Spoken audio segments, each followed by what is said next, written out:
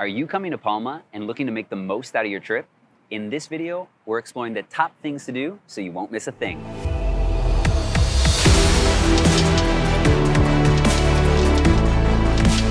If there's one place that you need to get over to while you're visiting Palma, it's the Cathedral of Mayorca, maybe better known as Santa Maria de Mallorca. It's also got another nickname, which is Santa Maria del Mar, or the Cathedral of the Sea, which, as much as it hurts me because there is the Cathedral of the Sea in Barcelona and there's a whole book written about it, this one probably should take the name. It's one, right on the sea, and also it actually is a cathedral. Get inside and go in, check it out. One of the best things is that Gaudí redid the entire altar in 1902.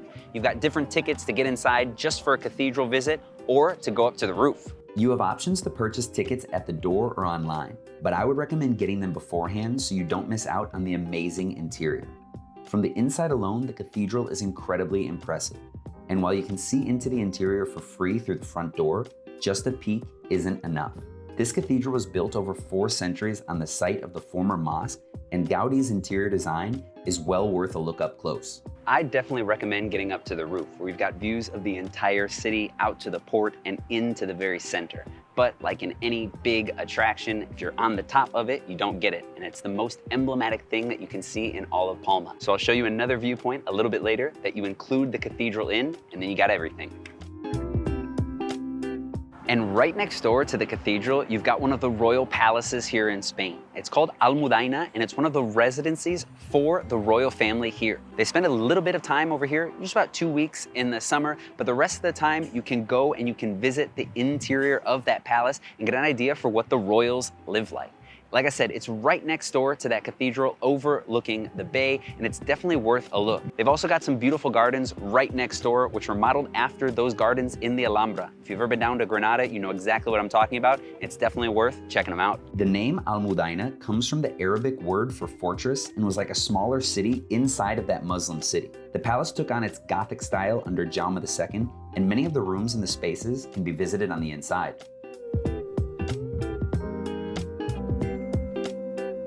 One of the things you can't leave Palma without trying is Mallorca's typical pastry, the ensaimada.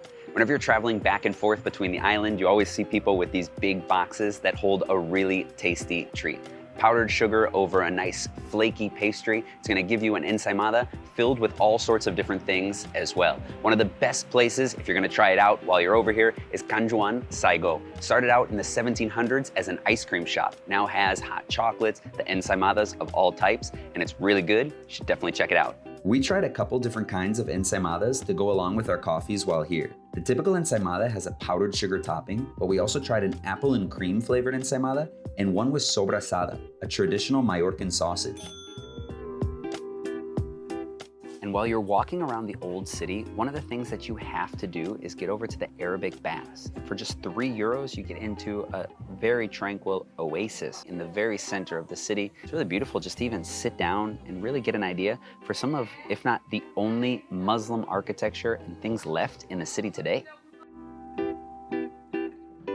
Whenever traveling all around Spain, you always want to eat like the locals do. But with long lists of tapas, it's always hard to just figure out what exactly to get, and you don't want to miss out on anything. But I think Palma's figured out your problem. Get the variat Mallorquín. You're gonna have a mix of all sorts of different tapas that you have to mix together, a little bit of bread, and trust me, it's gonna be amazing. One of the places you should definitely try is Bodega Moré. It's been open since 1955, and it's right here in the center of the city, just around the corner of the cathedral. They've got a great variat, got a vermouth as well. Saddle up onto the window and enjoy. One thing that I can't recommend enough is getting over to the Passeig Marítim and just walking along it, especially along the evening time or even towards sunset. And you've got incredible views back to that cathedral, over to the palace as well. I'm gonna be honest with you, I just can't get over how big that cathedral is and just how beautiful that architecture between the two of them are. You're gonna wanna get over here, you're gonna wanna check it out and just enjoy the views. One of the best spots to enjoy the views of both the cathedral and the palace is at the Guinness House, which is located right along that Passeig Marítim. Sit outside at one of the tables, grab a drink, and enjoy the views of the cathedral and the palace at sunset. It's one of my favorite things that we did in Palma. If you want to get the best views of Palma by far all around, you've got to get over to the Castle Belve. This is a 14th century castle built up on top of a hill, overlooking the bay, the port, and that cathedral in Palma. It's a little bit outside of the city, but there are plenty of buses. If you hop on that hop on, hop off bus, there's also a stop over here, or you can even take a taxi. It's about 45 minutes if you walk. It's gonna take you along the Passeig de Mallorca, which is a really nice walk along the boardwalk, and then you're gonna have to go straight uphill about 20 minutes or so. Got a lot of different steps, and trust me, you'll probably need to take a break or two, but it does have 2 lookout points apart from getting up here and seeing everything. You've got a chapel just along the way, and then a little lookout point to get over and see everything. Trust me, it's really worth it getting over here and checking it out.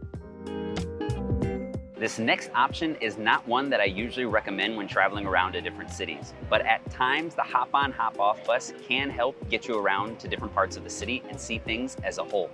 If you've got limited mobility, limited time inside of the city, or even if it rained like it did on us yesterday, you can still get around and get a good feel for everything that's going on in the city. Also in Palma, there are about 3 things that the bus does help you to get over to. The castle, which you already saw the walk that we took to get up there the last time, would have saved us all of that, and the ticket is included. Also, the Joan Miró Museum and the Poble Español. One of the reasons I don't often recommend these sightseeing buses is because of the traffic. You get stuck behind the cars waiting for them to go. You just feel like you're stuck. But in Palma, that isn't much of a problem. We got around and started moving pretty well throughout the entire city. We bought the basic ticket to get around the city at the bus stop, and it also included a visit to the castle. If you have some more time, look at some other tickets that offer entrances to other places, including a boat tour around the harbor. The Poble Español, or Spanish Village, is a replica of a bunch of different buildings all around Spain. And one of the cool things that you can do, get inside and you can see different styles of architecture all over the country. One of the best things about traveling Spain are seeing all the different buildings, and they're all right here on top of each other. And one of the things, if you have a little bit more time while you're here in Palma, is getting out and seeing some of the other places around the island. On such a small place, you can really get all over the island, and there's really good connections from the city center, usually by bus. But if you want a really cool way to get out and see another town, get onto the train. It's gonna take you over to Soler, which is a beautiful little town just inside of the mountains with a cove as well. You should definitely check out, and the ride is definitely worth it. Like the cathedral, you can buy tickets online or at the station. The ride is just over 1 hour each way and provides some great scenery and picture-taking opportunities.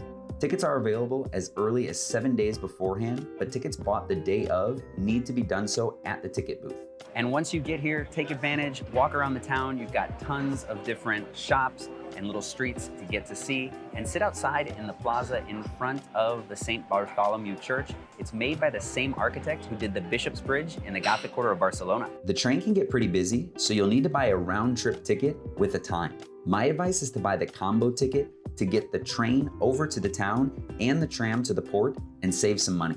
I was a little bit unsure, but I would definitely recommend getting that combo ticket, getting down over to the port, taking that tram just down over here. It's a short little ride. Come on over here, maybe have some lunch right by the water, but you get some great views. Another spot for a good variat is Bodega de la Rambla. Over in Barcelona, I don't really recommend going over to La Rambla and eating, but this spot is really good. You can create all sorts of different combinations, and they've got some really good tapas. One thing you don't want to miss out, obviously going around and trying out all those different tapas, is just getting a good feel for what you can get over here in Mallorca. And one special thing that you can do if you're here on a Tuesday is La Ruta Martiana, where they have some specific bars out behind the cathedral that started up at night just to really bring in more of a crowd, where they give you for about €2 a beer and something to eat. It's a really good deal. You should definitely check it out. The price for a beer and a tapa can usually be around €2. And don't worry if you're not here on a Tuesday, you can still enjoy the tapas just without a deal. I'll include a map with a bunch of the different tapas, bars, and restaurants that we went to while we were in Palma in the description below. With the size of Palma, it's really easy to get around and see all of the sites. And if you're looking to follow the same itinerary that I did in this video, seeing all of the attractions, getting to the bars and restaurants, eating that great food, look down below in the description where I've made a personalized map to help you get around the city.